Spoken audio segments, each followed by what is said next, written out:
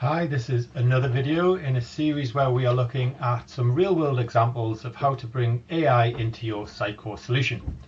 In this next example, we are looking at exception resolution.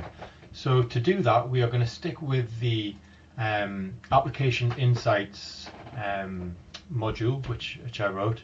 And just to quickly explain again what this module does, it monitors the health of each of the different instances across your Sitecore solution. So all the different XConnect instances, your CM, your CD, and the services. Each of those report back to Application Insights, and we periodically query the Application Insights API and store whatever exceptions are found. And then using that information, we will set one of these as red if there are exceptions available. So here you can see the CD has got some issues. So what we were focusing on was the exception resolution. So if we were to pick one of these exceptions, for example, click on that, that'll take us through to a page like this.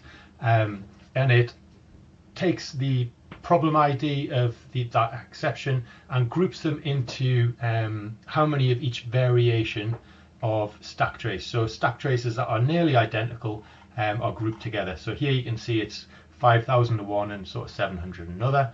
So with one selected, you can then sort of ask for an AI analysis of the stack trace. In this situation, because there is it's a custom code found in the exception, what we then do is it sends off for the code from the repo, and it compares the code from the repo against the exception itself, so it can compare like sort of the stack trace and find out exactly what line and where in the code it's making the problem comes. And then the analysis will then make a suggestion based on the code and the exception on how to fix that.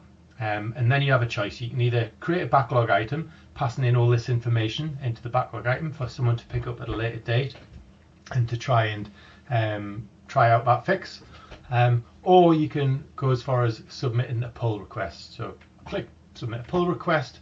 It then says that it's been submitted, and we come through over to our DevOps area, and we see the new pull request has been added.